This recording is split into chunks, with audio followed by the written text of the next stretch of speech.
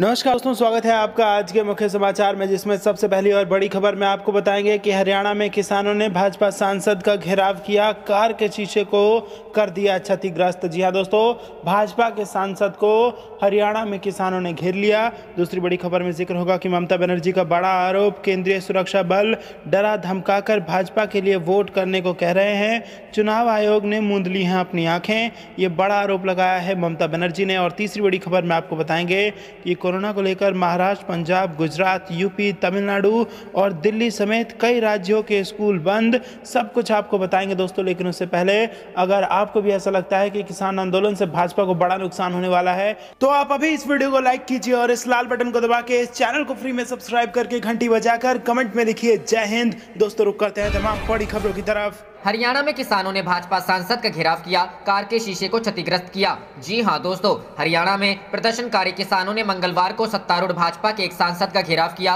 और उनकी कार के शीशे को चकनाचूर कर दिया। कुरुक्षेत्र से करीब 20 किलोमीटर दूर शाहबाद मरकंडा में जब प्रदर्शनकारियों ने गाड़ी को निशाना बनाया, उस वक्त कुरुक्षेत्र के सांसद नायब सिंह सैनी एसयूवी में नहीं थे। इसके बाद प्रदर्शनकारी भाजपा के कार्यकर्ता के घर के बाहर एकत्र हो गए, जहाँ पर सैनी चाय पी रहे थे। सैनी के मुताबिक जब उन्होंने वहां से निकलने की कोशिश की तो 50 से ज्यादा प्रदर्शनकारियों ने उनका घेराव किया। प्रदर्शनकारियों में से कुछ उनके वाहन पर चढ़ गए और लाठियों से गाड़ी के शीशे को तोड़ दिया। सैनी ने कहा कि पुलिस को उनके वाहन को इलाके से निकालने में काफी मशक्कत करनी पड़ी। हरियाणा में किसान सत्तारूढ़ भाजपा जसपा गठबंधन के नेताओं के खिलाफ प्रदर्शन कर रहे हैं। कुरुक्षेत्र की घटना भी उसी कड़ी में हुई। सांसद ने कहा कि निर्वाचित प्रतिनिधियों के खिलाफ हिंसा में शामिल होने वाले किसान नहीं हो सकते। उन्होंने कहा कि ऐसे लोग किसानों को बदनाम कर रहे हैं। घटना के बाद इलाके में बड़ी संख्या में पुलिस की तैनाती की गई। कुरुक्षेत्र के पुलिस अधीक्षक हिमांशु गर्ग ने बताया कि पुलिस मामले की जांच कर रही है और हिंसा के लिए जिम्मेदार लोगों के खिलाफ मामला दर्ज करेगी। किसानों ने शनिवार को रोहतक में हरियाणा के मुख्यमंत्री मनोहर लाल खट्टर के खिलाफ प्रदर्शन किया था, जिसके बाद प्रशासन को मुख्यमंत्री के हेलीकॉप्टर को दूसरी जगह उतारना पड़ा था।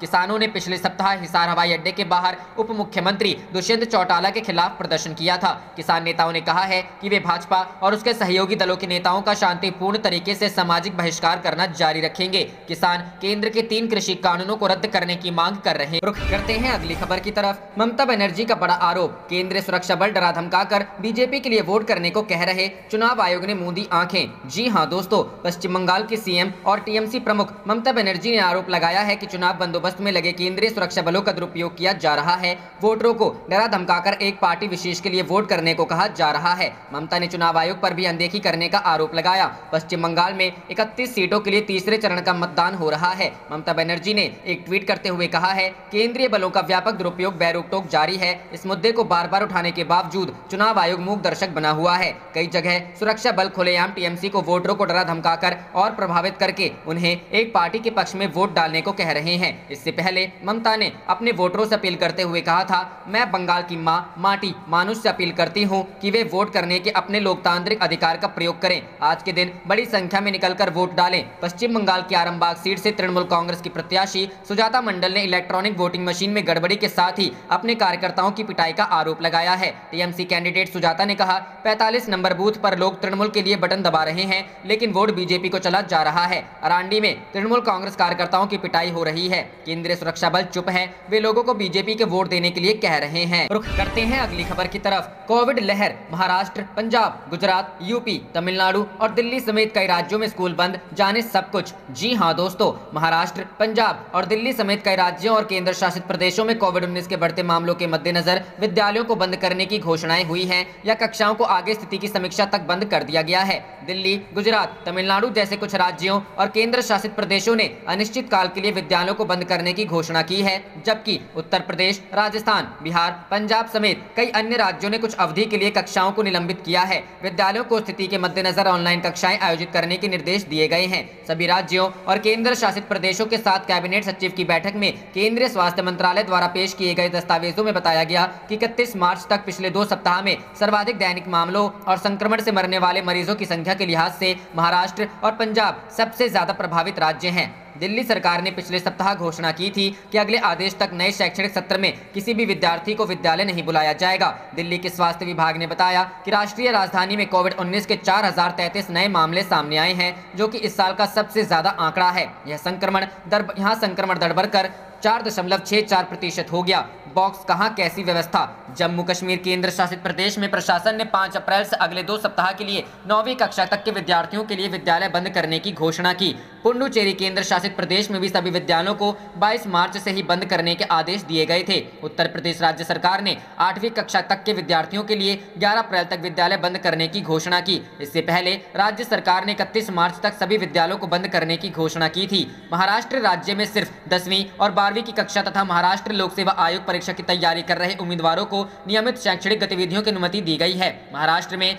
कोविड-19 के 57,074 नए मामले सामने आए हैं। पंजाब राज्य सरकार ने 10 अप्रैल तक विद्यालयों को बंद रखने की घोषणा की है। इससे पहले सरकार ने विद्यालयों और कॉलेज को 31 मार्च तक बंद रखने के निर्देश दिए थे। गुजरात राज्य में पहले से 9वीं कक्षा तक के विद्यार्थियों के लिए अनिश्चित काल तक विद्यालयों को बंद कर दिया गया है। रुख करते हैं अगली खबर की तरफ। गेहूं खरीद पर हरियाणा सरकार के ऊंचे दावों की पोल खुल गई है। हुड्डा। जी हां दोस्तों, हरियाणा के पूर्व मुख्यमंत्री भूपेंद्र सिंह हुड्डा ने मंगलवार को कहा कि गेहूं की सुचारू खरीद पर राज्य सरकार के ऊंचे दावे बेनकाब हो गए हैं, क्योंकि 8 लाख से ज्यादा किसान फसल पंजीकरण पोर्टल पर पंजीकृत नहीं करा पाए हैं। हुड्डा ने कहा, हर साल सरकार गेहूं खरीद मौसम के लिए ऊंचे ऊंचे दावे करती है। इस साल भी 1 अप्रैल से खरीद शुरू होते ही सरकार के दावे की पोल खुल गई। उन्होंने सवाल किया, मेरी फसल मेरा ब्यौरा पोर्टल 16 लाख किसानों के पंजीकरण के भार को संभाल नहीं सका और अब तक केवल 8 लाख किसान ही पंजीकरण करा पाए हैं, क्योंकि पोर्टल का सर्वर ही बैठ गया। बाकी 50% किसान कैसे गेहूं बेच पाएंगे। राज्य में विपक्ष के नेता हुड्डा ने दावा किया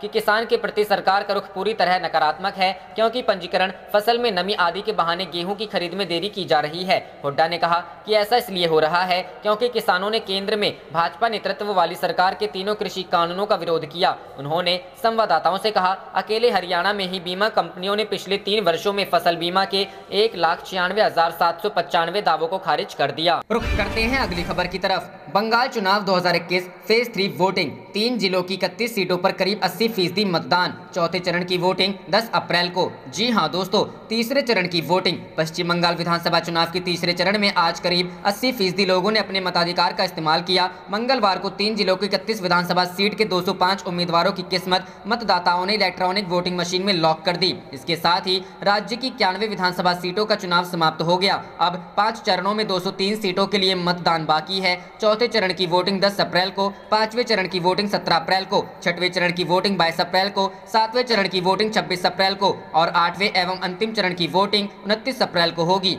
सभी 294 सीटों की मतगणना एक साथ 2 मई को कराई जाएगी। रुख करते हैं अगली खबर की तरफ। बढ़ते कोरोना मामले पर टिकैत बोले, पूरे देश में लग जाए लॉकडाउन, आंदोलन नहीं होगा खत्म। जी हां दोस्तों, देश भर में कोरोना के मामले बढ़ते जा रहे हैं और हालात फिर बिगड़ते गए हैं। कोरोना के कारण हर तरफ खतरा बढ़ गया है। ऐसे में दिल्ली की सीमाओं पर बैठे सैकड़ों की संख्या में किसानों पर भी कोरोना का सीधा खतरा बना हुआ है, लेकिन किसान इस आंदोलन को न खत्म करने की बात दोहरा रहे हैं। बीते कुछ समय से कोरोना ने ऐसी स्पीड पकड़ी कि 7-8 महीने का रिकॉर्ड टूट गया है। देश में पहली बार अब तक एक दिन में 1 लाख से ज्यादा मरीज मिल रहे हैं, लेकिन कृषि कानून के खिलाफ हो रहे विरोध में किसान ऐसे खतरा होने के बावजूद हटने का विचार नहीं कर रहे हैं। भारतीय किसान यूनियन के नेता राकेश टिकैत ने इस मसले पर बात करते हुए INS से कहा कि इसको शाहीन बाग मत बनाने दो उन लोगों को। पूरे देश में लॉकडाउन लग जाए, लेकिन यह आंदोलन खत्म नहीं होगा। जो भी कोरोना गाइडलाइंस होगी उसका पालन आंदोलन स्थलों पर किया जाएगा। हालांकि बॉर्डर पर किसान कोरोना नियमों की साफ अनदेखी भी कर रहे हैं। किसान ना तो मुंह पर मास्क और ना ही सैनिटाइजर इस्तेमाल करते नजर आते हैं, जिससे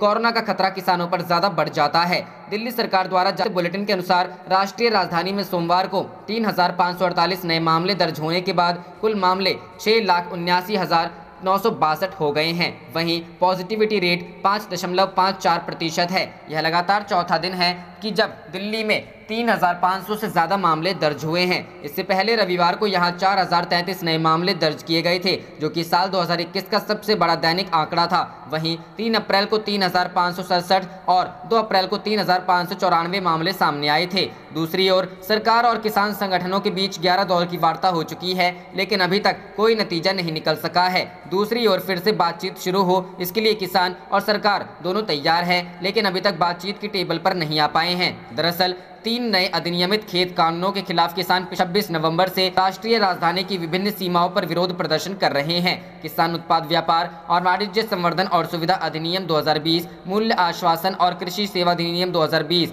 और आवश्यक वस्तु संशोधन अधिनियम 2020 पर किसान सशक्तिकरण और संरक्षण समझौता हेतु सरकार का विरोध कर रहे हैं। रुख करते हैं अगली खबर की तरफ। बंगाल के आरामबाग में टीएमसी बीजेपी कार्यकर्ताओं में भिड़ंत, ममता ने केंद्रीय फोर्स पर उठाए सवाल। जी हां दोस्तों, पश्चिम बंगाल में मंगलवार को तीसरे चरण का मतदान हो रहा है। राज्य में अलग अलग इलाकों से हिंसा की खबरें आ रही हैं, साथ ही ईवीएम में गड़बड़ी का आरोप है। बंगाल के आरामबाग में मंगलवार को बीजेपी और टीएमसी के कार्यकर्ता आमने सामने आ गए। यहाँ मतदान के दौरान बीजेपी और टीएमसी के कार्यकर्ता भिड़ गए, जिसके बाद माहौल तनाव भरा हो गया और सुरक्षा बलों के बीच बचाव के लिए आना पड़ा। आरामबाग में बवाल के बाद टीएमसी उम्मीदवार सुजाता मंडल ने केंद्रीय फोर्सेस पर आरोप लगाया। सुजाता मंडल ने कहा कि जहां पर टीएमसी मजबूत है वहां हालात ठीक नहीं हैं। बूथ नंबर 45 पर लोग टीएमसी को वोट डाल रहे हैं, लेकिन जहां बीजेपी को रहा है यहां पर केंद्रीय फोर्स भी सही से काम नहीं कर रही है। बंगाल में मतदान के बीच हो रहे बवाल को लेकर मुख्यमंत्री ममता बनर्जी ने भी सवाल खड़े कर दिए हैं।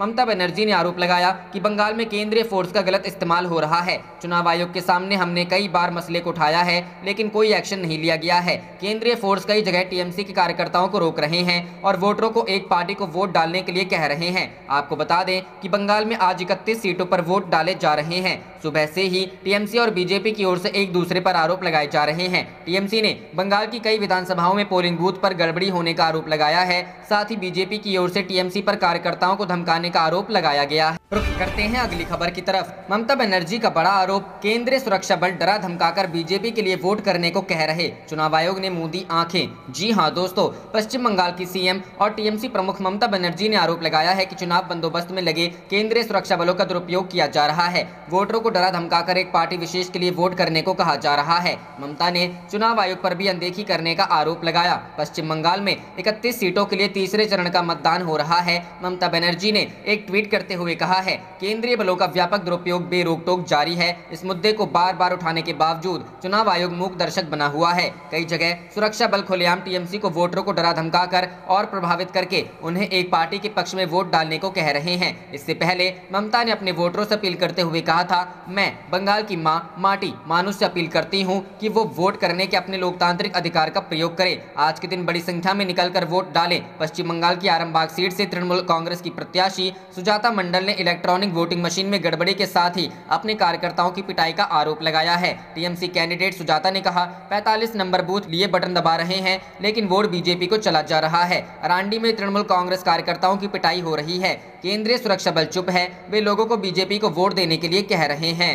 रुख करते हैं अगली खबर की तरफ। दिल्ली में 30 अप्रैल तक नाइट कर्फ्यू, रात 10 बजे से सुबह 5 बजे तक आवाजाही पर रोक। जी हां दोस्तों, कोरोना वायरस की चौथी लहर पर काबू पाने के लिए राजधानी दिल्ली में नाइट कर्फ्यू लगेगा। दिल्ली सरकार ने 30 अप्रैल तक रात 10 बजे से सुबह 5 बजे के बीच कर्फ्यू लगाने का आदेश दिया है। इस दौरान जरूरी सेवाओं और इमरजेंसी मूवमेंट की परमिशन होगी, मगर बाकी लोग तय वक्त के बीच ही नहीं निकल सकेंगे। मुख्यमंत्री अरविंद केजरीवाल और स्वास्थ्य मंत्री सत्येंद्र जैन बार बार कह चुके हैं कि लॉकडाउन कोई हल नहीं है। ऐसे में नाइट कर्फ्यू के जरिए मूवमेंट पर थोड़ी रोक लगाने की कोशिश है। सोमवार को दिल्ली में कोरोना वायरस का पॉजिटिविटी रेट 5% से ज्यादा हो गया, जिसके बाद सरकार को तुरंत ऐसा कदम उठाना पड़ा। विश्व स्वास्थ्य संगठन के अनुसार 5% से कम पॉजिटिविटी रेट सुरक्षित है। दिल्ली में नाइट कर्फ्यू की अहम बातें। नाइट कर्फ्यू के दौरान जरूरी सेवाओं से जुड़े लोगों के अलावा बाकी का घूमना फिरना और सड़कों पर निकलना प्रतिबंधित रहेगा। सरकार ने इसको लेकर पूरी लिस्ट जारी कर दी है। जिनको नाइट कर्फ्यू से छूट मिली है उनको कई श्रेणियों में बांटा गया है।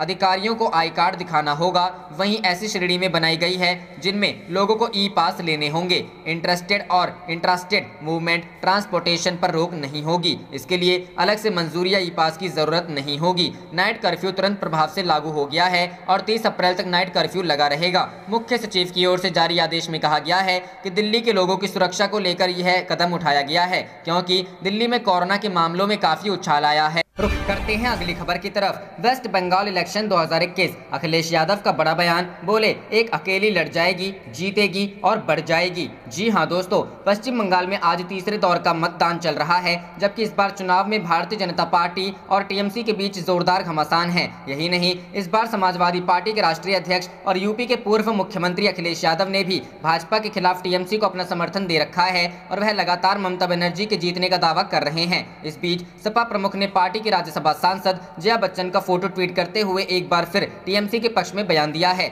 यूपी के पूर्व मुख्यमंत्री अखिलेश यादव ने लिखा, एक अकेली लड़ जाएगी, जीतेगी और बढ़ जाएगी। इसके साथ उन्होंने लिखा कि पश्चिम बंगाल चुनाव में तृणमूल कांग्रेस को सपा द्वारा दिए गए पूर्ण समर्थन का प्रतिनिधित्व करते हुए सपा सांसद जया बच्चन ने जनता से ममता बनर्जी की जीत को और भी बड़ा करने का आह्वान किया है। टीएमसी के प्रचार के लिए कोलकाता में जया बच्चन। बता दें कि समाजवादी पार्टी की नेता जया बच्चन टीएमसी के लिए बंगाल चुनाव में प्रचार के लिए कोलकाता में है। प्रचार कार्यक्रम से पहले मीडिया को संबोधित करते हुए जया बच्चन ने कहा कि मेरे नेता अखिलेश यादव ने मुझसे कहा था कि मैं बंगाल जाकर टीएमसी को अपना समर्थन दूं। ममता बनर्जी के लिए मेरे मन में बहुत प्यार और सम्मान है। एक अकेली औरत हर तरह की जातियों से लड़ रही है। उन्होंने कहा कि सिर टूटा है, पैर चोटिल है, लेकिन अब तक वे ममता दीदी का दिल और दिमाग नहीं तोड़ पाए हैं। बंगाल को दुनिया में बेहतरीन राज्य बनाने के उनके दृढ़ निश्चय को नहीं तोड़ पाए हैं। मैं मानती हूं कि ममता बनर्जी जो कुछ करना चाहे कर सकती हैं, कुछ भी असंभव नहीं है। बता दें कि टीएमसी नेता ममता बनर्जी ने पत्र लिखकर विपक्षी पार्टियों से विधानसभा चुनाव में साथ देने की अपील की थी। इसके बाद समाजवादी पार्टी के राष्ट्रीय अध्यक्ष अखिलेश यादव ने उनका समर्थन करने का ऐलान किया था। इसी कड़ी में जया बच्चन बंगाल पहुंची हैं। मीडिया रिपोर्टर्स के मुताबिक वह 5 अप्रैल से 8 अप्रैल तक टीएमसी उम्मीदवारों के लिए बंगाल में प्रचार करते रहेंगे।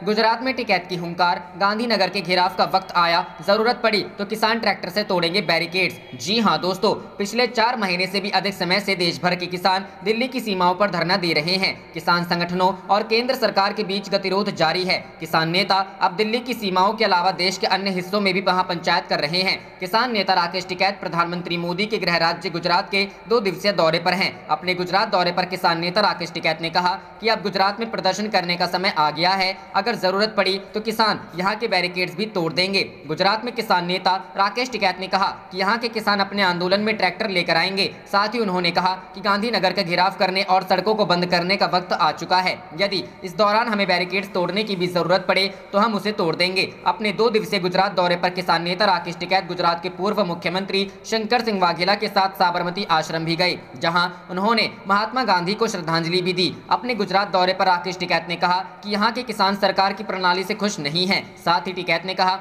कि गुजरात के किसान दहशत में हैं और जल्दी ही सब लोग आंदोलन में शामिल होंगे। आगे टिकैत ने कहा कि गुजरात में किसानों की जमीन छीनी जा रही है। सरकार इसी गुजरात मॉडल को पूरे देश में लागू करना चाहती है और किसानों की जमीन को कॉरपोरेट घरानों को देना चाहती है, लेकिन ऐसा नहीं होगा। पूरे देश के किसान इसके खिलाफ आंदोलन करेंगे। आगे टिकैत ने कहा कि गुजरात में कॉन्ट्रैक्ट फार्मिंग के कारण किसानों को मुकदमे झेलने पड़ रहे हैं। अगर देश भर के किसान गुजरात के किसान के साथ खड़े ना होते तो यहाँ के लोगों को जेल जाना पड़ता। यहाँ पर आंदोलन नहीं है, बल्कि यहाँ के किसानों को जबरदस्ती खुश रहने को कहा जा रहा है। इसके अलावा टिकैत ने कहा कि गुजरात के किसानों को 3 रुपए किलो में आलू बेचना पड़ता है। गुजरात का किसान दहशत में है, इसलिए यहाँ आंदोलन करना पड़। रुख करते हैं अगली खबर की तरफ। राफेल डील पर दिग्विजय सिंह का तंज, पीएम फ्रांस कहीं इस पर पर्दा तो डालने नहीं जा रहे। जी हाँ दोस्तों, भारत फ्रांस के बीच हुए राफेल लड़ाकू विमान सौदे को लेकर अब एक नया बवाल खड़ा हो गया है। फ्रेंच रिपोर्ट में इस डील में भ्रष्टाचार के आरोप लगाए गए हैं। इसके बाद से ही कांग्रेस मोदी सरकार पर हमलावर है। इन आरोपों को लेकर राज्यसभा सांसद और कांग्रेस नेता दिग्विजय सिंह ने आज तक से खास बातचीत की।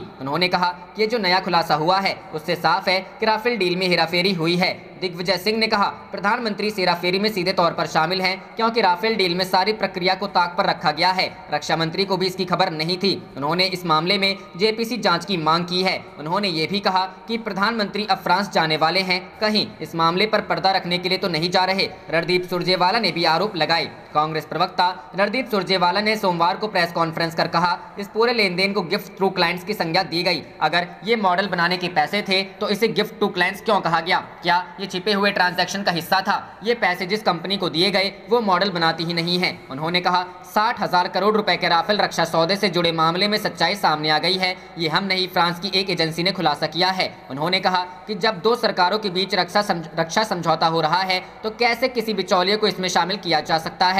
उन्होंने कहा कि क्या अब प्रधानमंत्री इस पर जवाब देंगे? दरअसल फ्रांस की पब्लिकेशन मीडिया पार्ट ने एक रिपोर्ट छापी है। इस रिपोर्ट में दावा किया है कि दसॉ एविएशन के राफेल डील के लिए भारत में एक बिचौलियों को 1.1 मिलियन यूरो करीब 10 करोड़ रुपए दिए थे। इसके अलावा दसॉ के 2017 में ऑडिट में 5,08,925 यूरो को गिफ्ट टू क्लाइंट्स के तौर पर दिखाया गया है। फ्रांस की एंटी करप्शन एजेंसी के सवाल पर दसॉ ने बताया था कि उसने राफेल विमान के 50 मॉडल एक भारतीय कंपनी से बनवाए। इसके लिए एक मॉडल पर 20,000 यूरो दिए गए। हालांकि यह मॉडल कहां और कैसे इस्तेमाल किए गए इसका कोई प्रमाण नहीं दिया। रुख करते हैं अगली खबर की तरफ। असम वोटर लिस्ट में थे सिर्फ 90 नाम, वोट पड़ गए 171, 5 अफसर सस्पेंड। जी हां दोस्तों, असम में विधानसभा के चुनाव चल रहे हैं। इस बीच असम के दीमा हसाओ जिले में एक मतदान केंद्र पर हुए बड़ी अनियमितता का खुलासा हुआ है। दरअसल इस बूथ पर मात्र 90 मतदाता पंजीकृत हैं, लेकिन यहाँ कुल 171 वोट पड़े हैं। सोमवार को अधिकारियों ने बताया कि यह मतदान केंद्र हाफलोंग विधानसभा क्षेत्र में है। आप देख रहे थे आपका अपना चैनल जय हिंद जय भारत।